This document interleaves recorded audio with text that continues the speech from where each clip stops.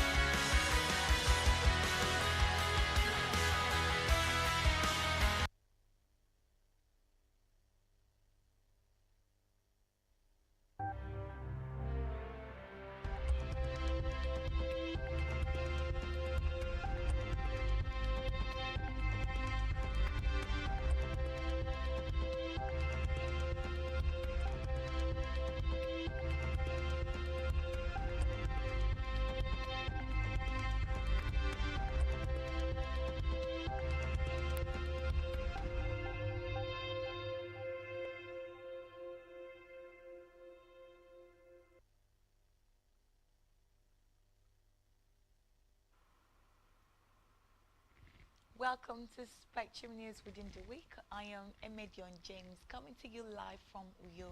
Let's take a look at some of the weekend headlines that we have for you today.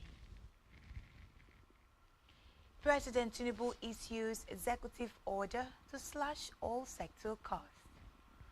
Agenda.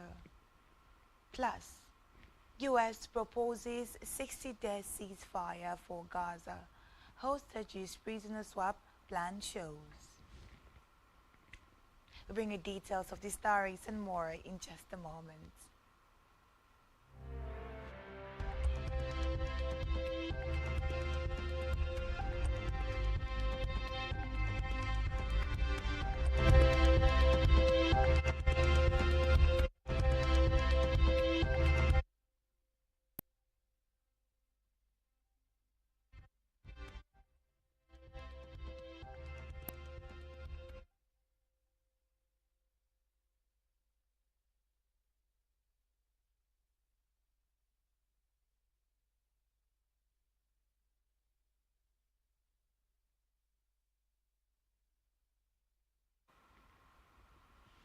Many thanks for joining us.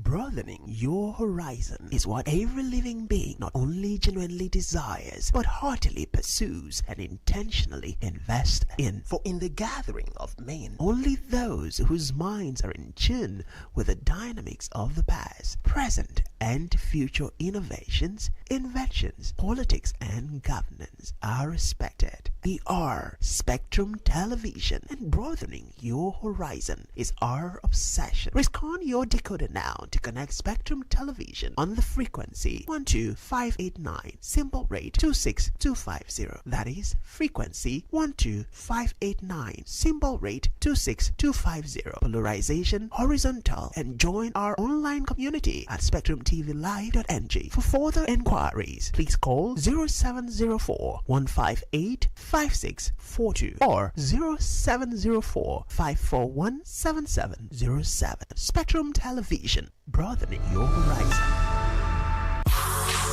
Get ready for the exciting showdown, the biggest names, the toughest competition, and the most thrilling moments. From the gridiron to hardwood, and from the pitch to the track. Join us for Sports Central, the most electrifying sports program on television, every weekday from 11 a.m. to 12 noon on Spectrum Television. Sports Central, your home for sports.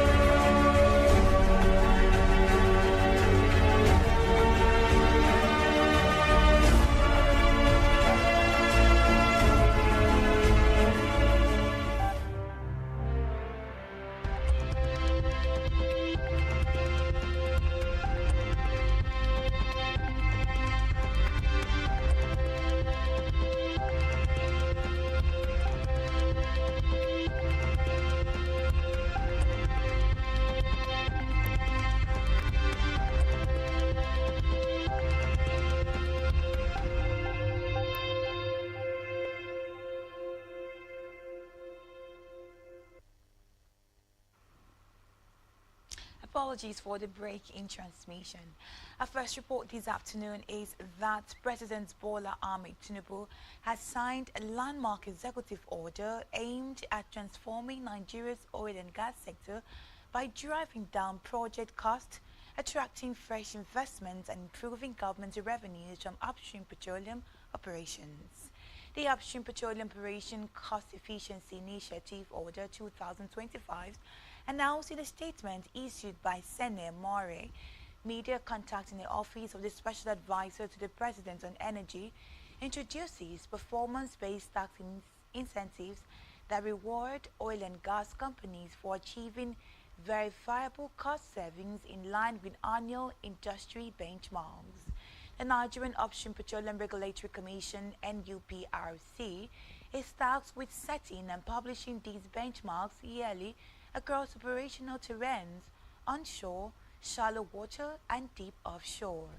The order also promises detailed implementation guidelines to follow. In the meantime, President Bola Tinubu has acknowledged the great feats the economic community of West African states ECOWAS has achieved, saying for nearly 5 decades, the bloc has remained a pillar of regional development, cooperation and solidarity. He reaffirmed that Nigeria will remain committed to the idea of establishing a regional bloc, emphasizing the country's historic and continuing role in shaping West Africa's path to peace, integration and shared prosperity.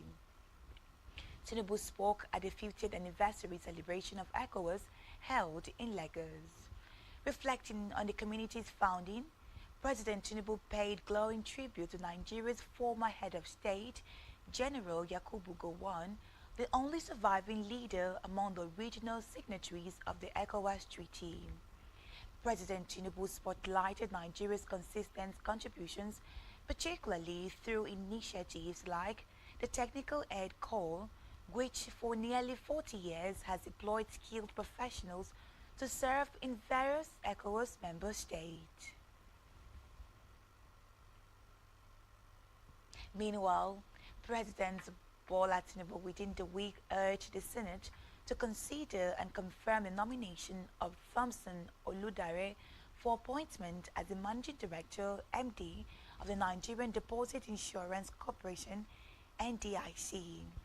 The President also urged the Senate to confirm the nomination of Kaba Kataka for the position of Executive Director in the corporation. Senate President Godswill Akpabio read the President's letter during plenary and referred the request to the Senate Committee on Banking, Insurance and Other Financial Institutions for further legislative work and to report back soonest. The 3 types of borrowings are Capital Grazing Funds, the FGN 2025 to 2026 External Borrowing Plan, and a request for approval for issuance of domestic bonds to fund retirees' pension through the Contributory Pension Scheme. In the 3 separate letters to the National Assembly read by the presiding office of the Senate and House of Representatives, the President has requested for approvals to borrow $2 billion for capital grazing funds, 15 billion Japanese yen, a grant of 65 million euro, and 757 billion naira.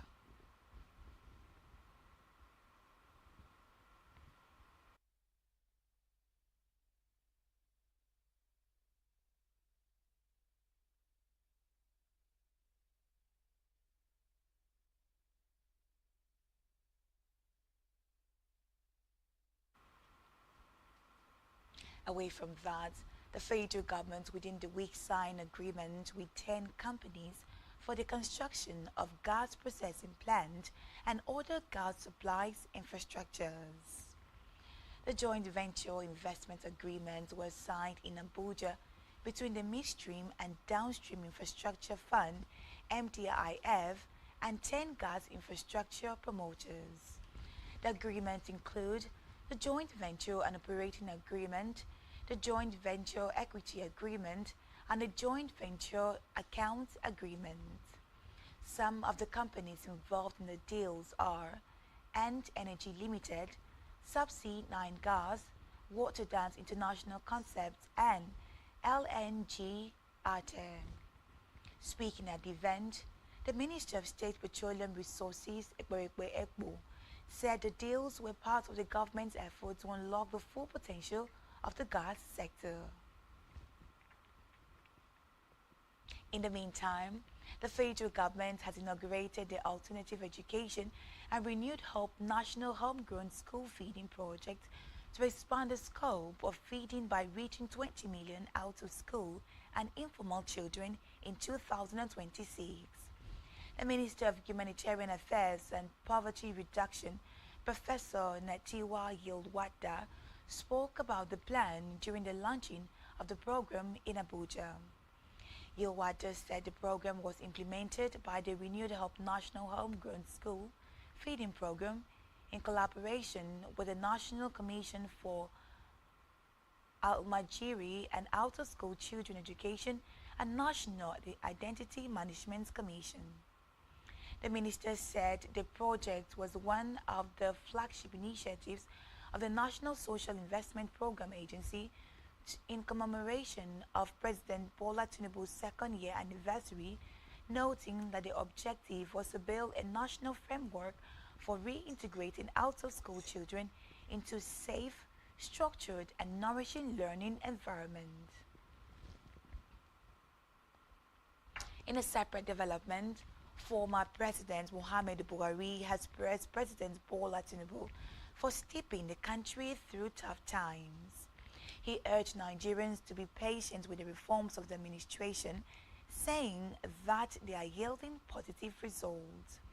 The former leader, who handed over to President Tinubu 2 years ago, led the pack of statesmen and political leaders who felicitated the president on his second year in office.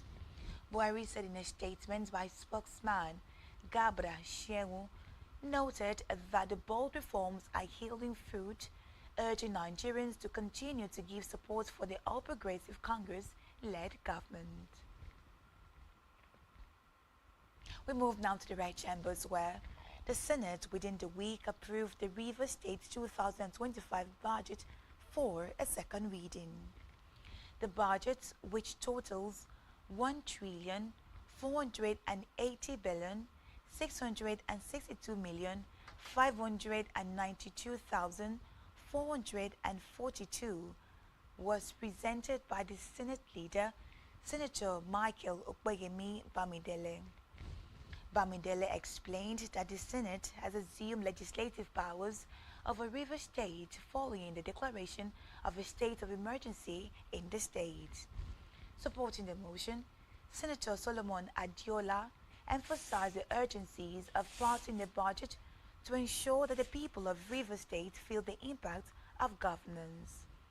Meanwhile, with no opposition to the motion, the Senate President Godswill Akpabio conducted a voice vote and referred the budget to the ad hoc committee on overseeing the Rivers State of Emergency for further legislative action.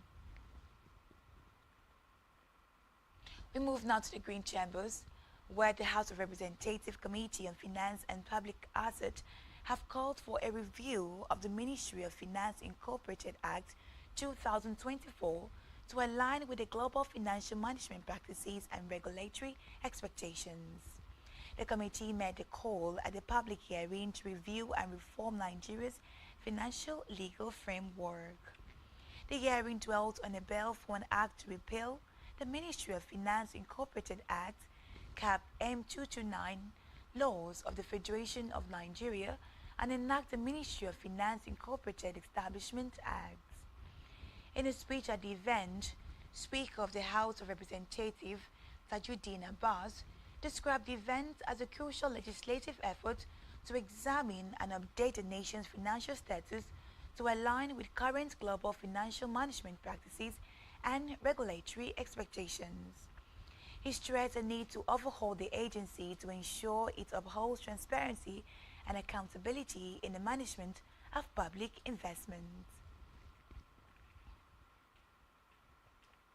In the meantime, the House of Representatives within the week resolved to investigate the alleged diversion, non-disclosure and mismanagement of student loan disbursement, as well as non-compliance with the Student Loan Act 2024. The House also asked the Nigerian Student Loan Fund, NELFUN, to take steps to report to relevant authorities and sanction any institution found to operate in violation of the Act, establishing the fund and guidelines for its operations. Meanwhile, the House further asked NELFUN to advance its solutions to enhance verification of students and participating institutions and streamline processes within the system. adopting a motion of urgent public importance sponsored by Aliyu Mustafa Abdullahi. The House directed all tertiary institutions to immediately make refund to students who paid their tuition fees before their NELFUN loan disbursements. Leading the debate in the bill, Abdullahi recalled that the Student Loan Access to Higher Education Act 2024 was enacted to ensure transparent, timely and equitable access to interest-free loans for all Nigerian students pursuing higher education. In a separate development, the Economic Community of West African States, ECOWAS, has commenced its 50th anniversary celebration with a series of high-level commemorative events in Lagos, Nigeria. Held under the theme, Stronger Together for a Brighter Future. The celebration reflects the bloc's renewed commitment to deepening regional integration and development. As part of the milestone, the ECOWAS Commission unveiled its long-term vision to transform the organization from an ECOWAS of state into an ECOWAS of the people, peace and prosperity to all by the year 2050. The plan aims to empower the region's estimated 300 million citizens to take ownership of the vision and play active roles in shaping the community's future.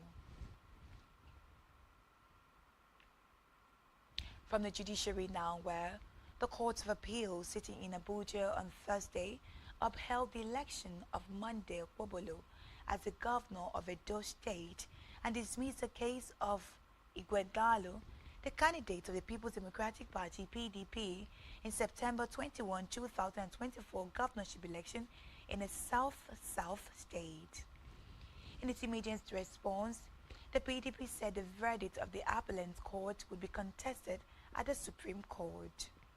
Recall that at the poll last September, Okpobolo of the All Progressive Congress (APC) secured 291,667 votes to defeat PDP's Igwedalo, who got 247,274 votes, and Olumide Akpata of Labour Party, who came a distant third in the race with 22,763 votes.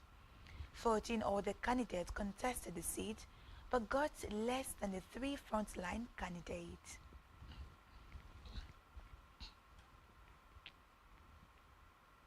On environmental matters, as search and rescue operations continue following the devastating flood that struck the Kakbe area of Mokwa, Niger State in the early hours of Thursday. The National Emergency Management Agency, NEMA, has delivered essential relief items to provide immediate succor to those displaced by the disaster. This was disclosed in a statement signed by the Director General of NEMA, Zubaida Umar, and made available to newsmen. The relief intervention, according to Umar, is part of a swift and comprehensive response by NEMA to the unprecedented flood which has tragically claimed some lives, damaged homes and affected livelihoods. The relief intervention, according to Umar, is part of a swift and comprehensive response by NEMA to the unprecedented flood which has tragically claimed some lives, damaged homes and affected livelihoods. Noted that based on an on-site assessment conducted yesterday by NEMA team led by her, no fewer than 100 bodies have so far been recovered as search and rescue operations continue.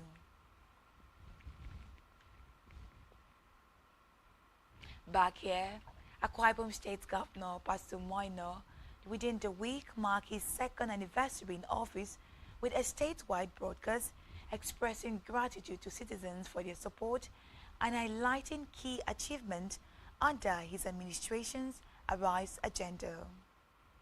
In an address, the governor recalled the significance of May 29, 2023, the day he took the oath of office, and his pledge to serve all Akwa Ibom citizens regardless of political affiliation.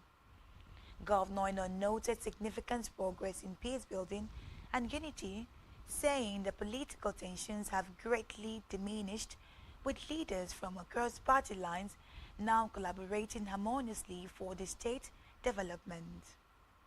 Central to the administration's progress, he said, is the RISE agendas, the government development framework, which he described as a compass of development and a anchor on the sail to economic prosperity.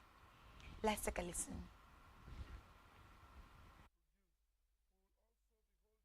Our corporate summit, where we intend to harness all of our corporate practitioners outside Akwa Ibom and in the diaspora.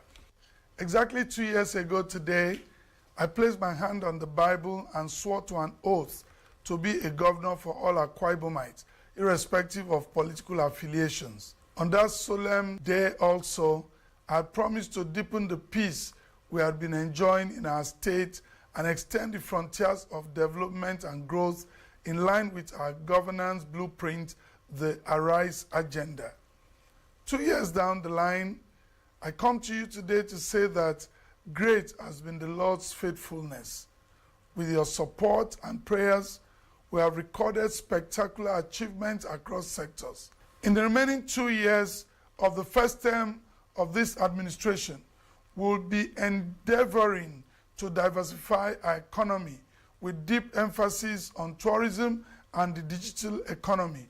We will hold our tourism and power summits where roadmaps that will prepare our state beyond oil will be produced. We will also be holding our corporate summit where we intend to harness all of our corporate practitioners outside Akwa Ibom and in the diaspora. Exactly 2 years ago today,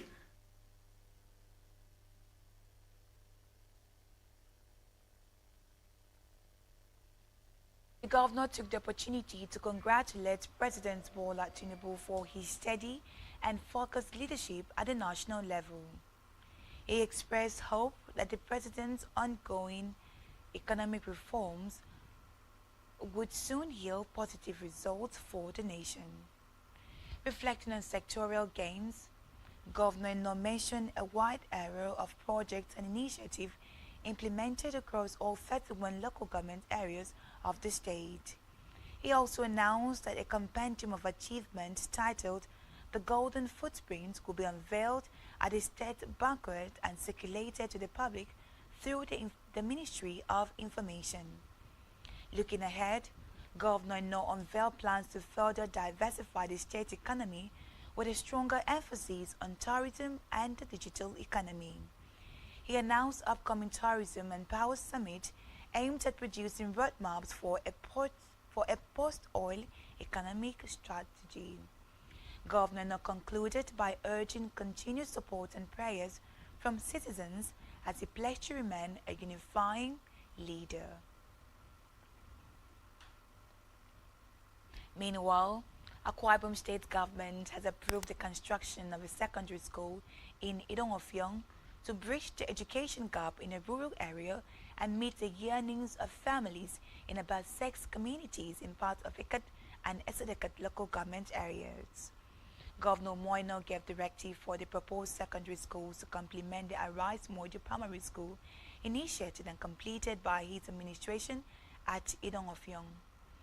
Commissioning the primary school project, the governor said approval for the secondary school is to meet the education needs of children in Idong-Ofiong, Idong-Udo, Idong-Imo, Ikodabasi, Uda, and Ebikpi villages in Ekat and Esedekat local government areas as passionately requested by stakeholders.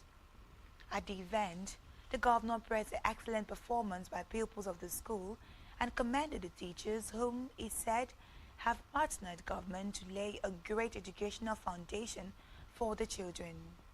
The governor therefore directed the immediate employment of a mother of a pupil of the school who led in a presentation of a special welcome song to the governor in response to the boy's passionate appeal for his jobless mother and in appreciation of his rare talent. An overview of the Rice Model Primary School in Idong-Ofiong, presented by the Commissioner for Education, Professor Umo Obong, indicated that the model primary school sits on 25,461 square meters land mass, 16.9% used for built-up areas, which comprises 17 classrooms well furnished with ICT facilities, amongst others. Other facilities, according to Professor Moore, include solar panel system, sporting facilities and farming areas, borehole facility, among other modern-day facilities. On their part, members of the State Executive Council from ECAD, including the Commissioner for Local Government and Chieftaincy Affairs, Nkwisong Frank Achibong, and Commissioner for Sport, Elder Paul Basi, thanked the Governor for the world-class educational facility in ECAD. Government House correspondent Jen Uwa reports that, also speaking, the chairman, State Universal Basic Education Board SUBEB, Aniete Etok, and House of Assembly member for ECAD State's constituency, Dr. Nsidebe Atkata, and other key stakeholders expressed appreciation to the governor for the investment in basic education, noting that the staff quarters reintroduced in primary schools with the RISE module will encourage pupils and teachers alike to heal their best.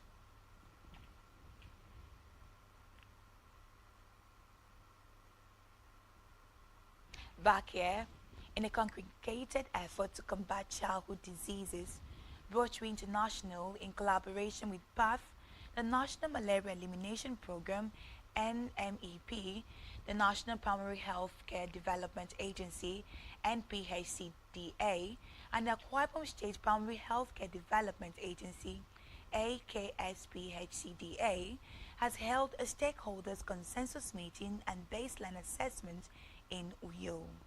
Our correspondent Esther Ochoyo, who was present at the event, completes the report. 4 project countries, DR Congo, Nigeria, Zambia and Mozambique.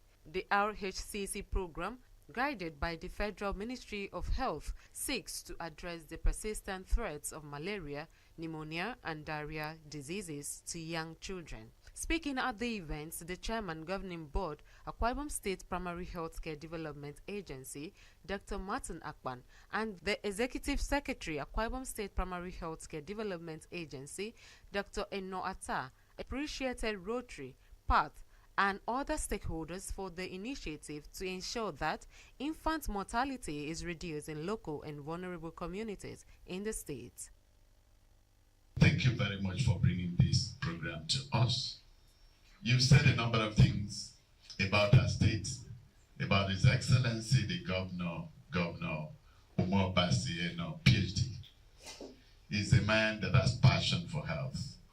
And ever since he mounted the saddle of administration of the state, he has actually brought his focus to the Primary Healthcare Development Agency and the primary healthcare, sector. That's why we are here where we are. That's why a number of things are happening in this sector. I just want to particularly thank Rotary, both at the local level and international. Rotary has been a strong partner, very, very strong partner, particularly for primary healthcare. Rotary is doing so much, from the different districts. They go out of their way to support primary healthcare in particular. They've done a lot of renovations, so they've adopted several facilities at the primary healthcare level, and now they're teaming up internationally to bring this project to the state. Giving an overview of the strategic blueprints for community health workforce model, the team lead, PATH, RHCC project, Chinedu Egunovo, noted that the project is a 3-year program aimed at reducing the rates of malaria, pneumonia and diarrhea in children under the age of 5. He said the initiative plans to train and deploy community health workers to provide essential diagnosis, treatment and care, specifically reducing childhood mortality in targeted regions. Meanwhile, the Zonal Director, National Primary Health Care Development Agency, South Zone, Dr. Imo Ukbong, added that community mobilization and training of health workers is important to check, treat, and create awareness about the killing diseases.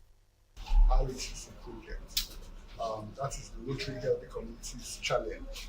PATH is the implementing partner for this project in Nigeria. The project, of course, is jointly funded by the Rotary International Foundation and the Gates Foundation, with a focus on health system strengthening and community case management, improving access to health for children under 5 who are part of the most vulnerable population for the specific killer diseases, malaria, pneumonia, and diarrhea, which is the focus of ICCM, Integrated Community Case Management of Childhood Illnesses. So the idea is that even if there is no primary health center available, children can receive diagnostic and treatment services. And in cases where they have danger signs or where they have signs of severe illness, then those community health workers will be able to refer them and support their referral to the primary health or secondary facilities where they live in. It's always welcome when you have partners that are ready to come together, partner with the states to be able to mobilize both resources and also mobilize resources for personnel and services.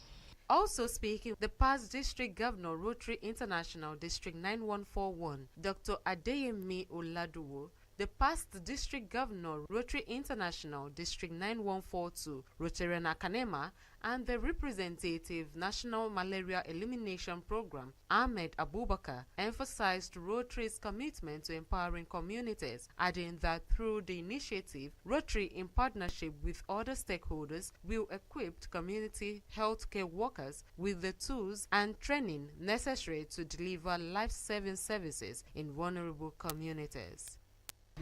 Rotary is respected. Nobody will want to soil his name, and we will not allow anybody to soil our name. So we are very, very optimistic about the success of this.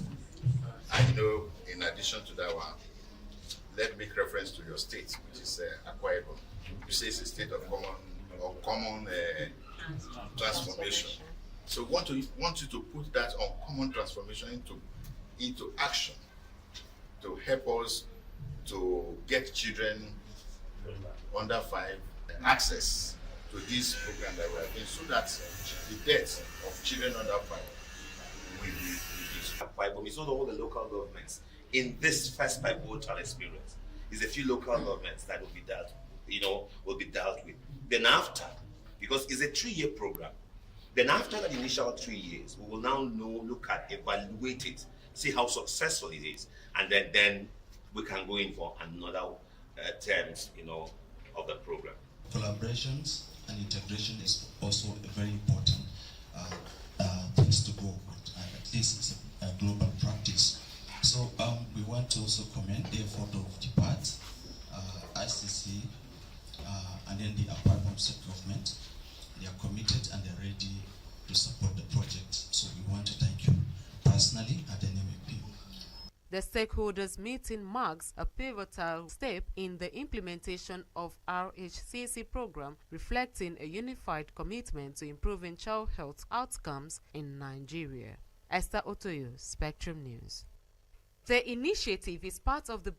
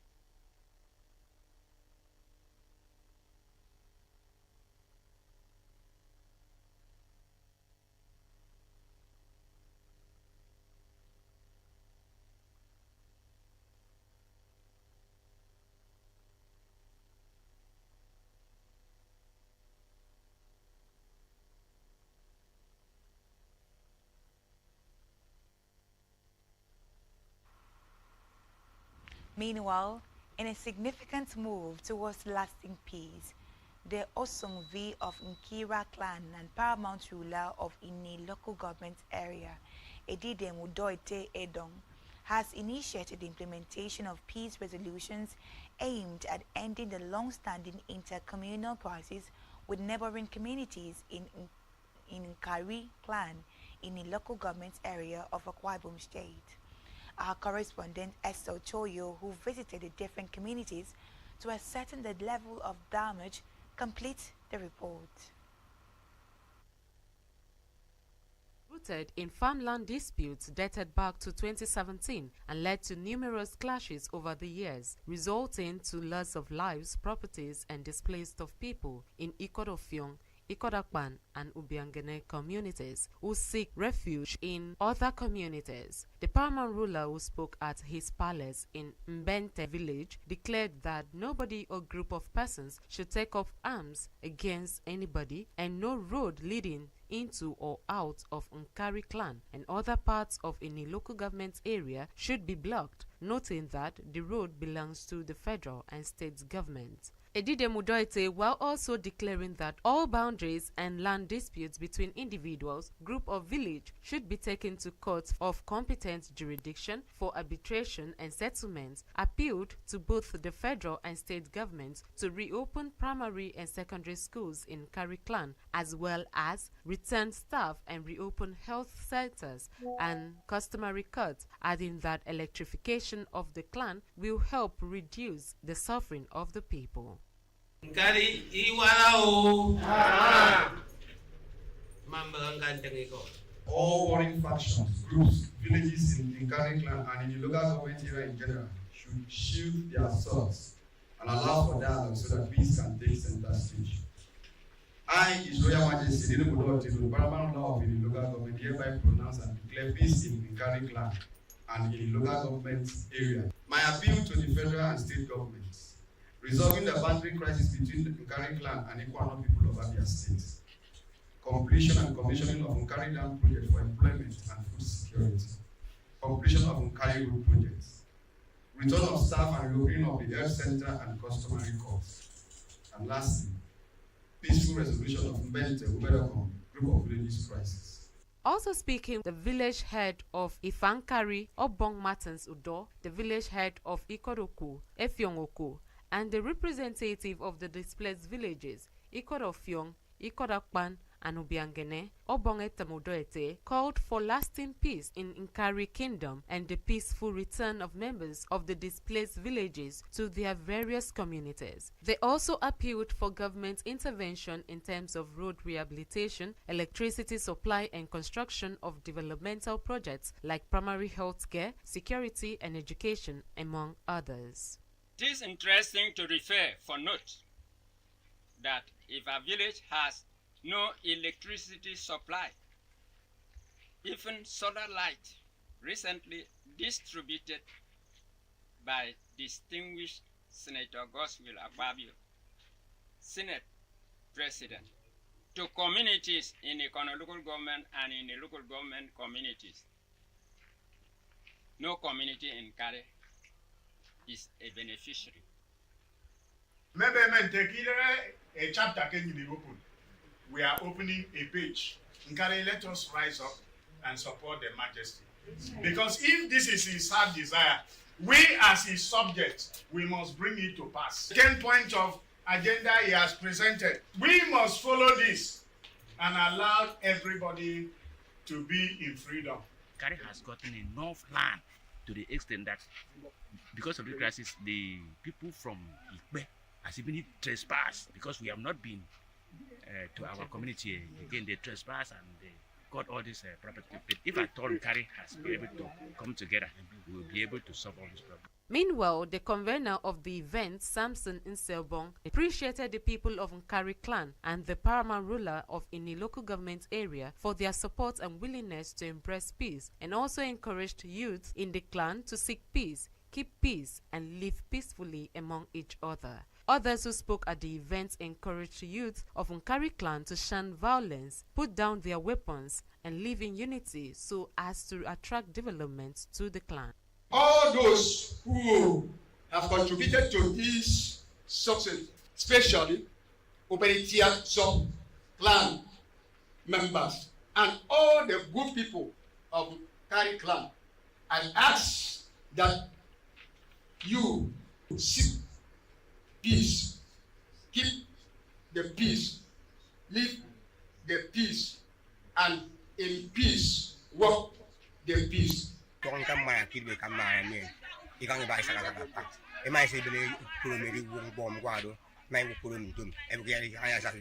3 months, 5 years, nyere ba keta o so nyere ni like solar light so go ba mi e wo your free tie across ke Nigeria ngo fo be ke kiro fo ba ga mi pa kiri wo ke iro ngo ine menyere se e be so kam fin ke den ke le bele ya ga ture mo nyan so yo mbete jang nyini ture ibeni ka ituri ibeni kwa iture yemi ti wo yini ka ni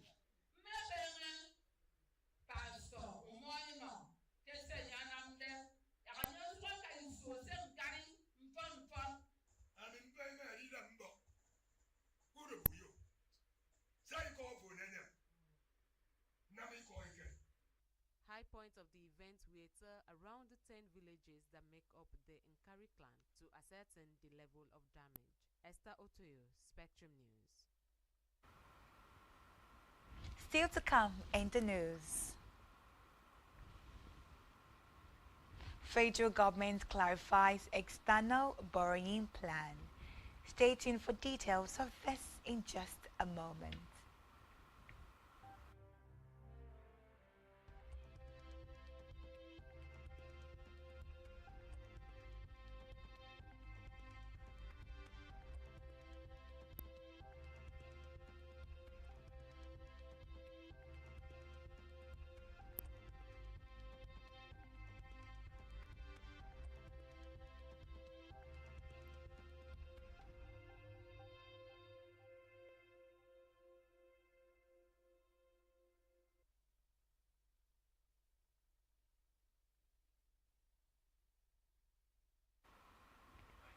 Many thanks for staying tuned to Spectrum News within the week.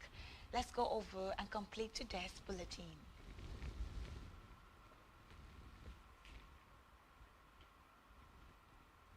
We move now to Africa, where Kenya's President William Ruto within the week publicly apologized to Tanzania following days of tension between the neighboring countries. Some Kenyans on social media have been targeting Tanzania's President Samia Suluhu Hassan following the recent detention and deportation of prominent East African activists.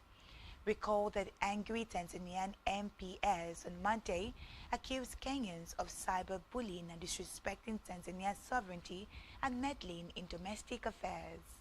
Speaking at the National Prayer Breakfast on Wednesday, Ruto appeared to extend an olive branch to Tanzania. Ruto also apologized to young Kenyans, popularly known as Gen Zs, who have been critical of his administration since the deadly anti-tax protesters last June. Meanwhile, some of them have dismissed Ruto's apology, insisting that the president should resign.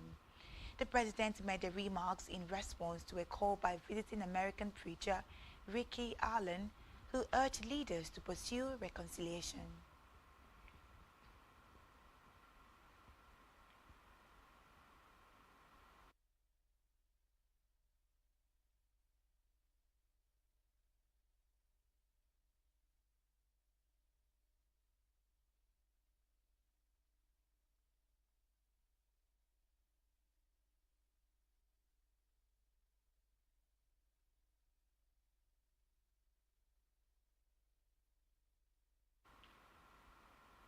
Still in Africa, South Africa has offered to buy liquefied natural gas from the United States in a trade deal proposal that would see the African nation become exempt from paying duties on vehicles exported to the United States in return. The proposal was announced in a statement by the Minister to the Presidency, Khumbudzo Ntshavheni. According to the statement, South Africa will import 75 to 100 petajoules per annum for 10 years of LNG gas from the U.S., which will unlock approximately $900 million to $1.2 billion in trade per annum and $9 billion to $12 billion for 10 years based on applicable price. Reports say while the United States have so far not pronounced a decision on accepting or rejecting the deal, it could be a means for Pretoria to protect its struggling economy and to some extent repair relations with Washington, which are at their worst point in years. On a foreign scene, David Seymour, leader of Libertarian Act New Zealand Party, was sworn in as Deputy Prime Minister today, taking the role from Winston Peters in a deal struck when the three-party coalition government was formed in 2023. His party was behind last year's controversial move to enshrine a narrower interpretation of the Treaty of Waitangi that it says discriminates against non-Indigenous citizens, though the bill failed in Parliament. Seymour was appointed in a ceremony at Auckland's Government House, a spokesperson told Newsman. At New Zealand is the junior partner in the centre-right ruling coalition that also includes the Peters-led New Zealand's first and national party led by Prime Minister Christopher Luxon. Meanwhile, in Parliament since 2014, Seymour will retain the role of regulatory minister, tasked to assess rules in the Pacific nation of 5.3 million and keep the position of Associate Minister of Health, Finance and Education. We move now to Gaza, where the U.S. plans for Gaza, seen by Newsmen, proposed a 60-day ceasefire and a release of 28 Israeli hostages alive and dead in the first week in exchange for the release of 1,236 Palestinian prisoners and the remains of 180 dead Palestinians. The document, which says the plan is guaranteed by U.S. President Donald Trump and mediators Egypt and Qatar, includes sending humanitarian aid to Gaza as soon as Hamas signs off on a ceasefire agreement. The aid will be delivered by United Nations, the Red Crescent and others agreed channels. The White House said on Thursday that Israel had agreed to the U.S. ceasefire proposal. Meanwhile, Israeli media said Prime Minister Benjamin Netanyahu told the families of hostages held in Gaza that Israel had accepted a deal presented by Trump's Middle East envoy Steve Witkoff. The Prime Minister's office also declined to comment. Elsewhere, U.S. Defense Secretary Pete Hegseth warned today that the threat from China was real and potentially imminent as he pushed allies in the Indo-Pacific to spend more on their own defense needs.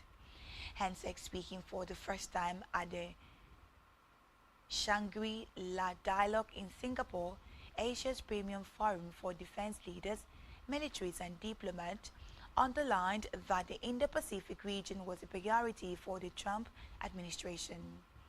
Hegseth said, in some of his strongest comments on communist nations since he took office in January, and I quote, "There is no reason to sugarcoat it. The threat China poses is real and it could be imminent." He also added that any attempt by China to conquer Taiwan would result in devastating consequences for the Indo-Pacific and the world, and also echoed Trump's comment that China will not invade Taiwan on the president's watch. Meanwhile, China views Taiwan as its own territory and has vowed to reunify with the democratic and separately governed island by force if necessary. It has stepped up military and political pressure to assert those claims, including increasing the intensity of war games around Taiwan. Still on the foreign scene, U.S. President Donald Trump has announced that U.S. will double its current tariff rate on steel and aluminum imports from 25% to 50% starting on Wednesday. Speaking at a rally in Pittsburgh, Pennsylvania, Trump said the move would help boost the local steel industry and national supply while decreasing reliance on China. Trump also said that $14 billion would be invested into the area's steel production through a partnership between U.S. Steel and Japan's approved the final deal. The announcement is the latest turn in Trump's rollercoaster approach to tariffs since re-entering office in January. Meanwhile, one of the major concerns from the steel workers about the U.S.-Japan trade deal was how Japan would honor workers' union contract which regulates pay and hiring. On a business news, the federal government has clarified its 2024 to 2026 external borrowing plan submitted to the National Assembly on Tuesday, saying that it was essential for the implementation of 2024 to 2026 medium-term economic framework. The Federal Ministry of Finance said in a statement that the borrowing plan was for the entire nation, meaning that it included both federal and state government and does not equate actual borrowing. Several media outlets interpreted the external borrowing plan to mean that the federal government was seeking $21.5 billion external loans.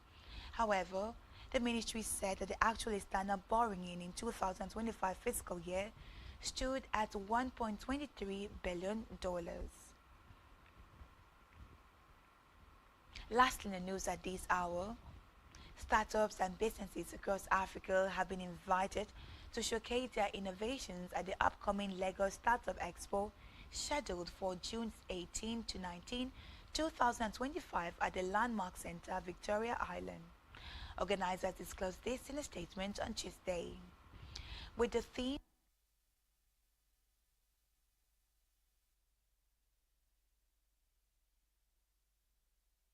brightest mind, boldest startups and most influential investors for 2 days of discovery and networking and opportunity. The organizers described the event as a premium platform for businesses, startup and entrepreneurs, investors and tech enthusiasts to connect, collaborate and showcase the very best of African innovation. The previous edition of the Expo drew over 3,000 attendees and nearly 100 startups.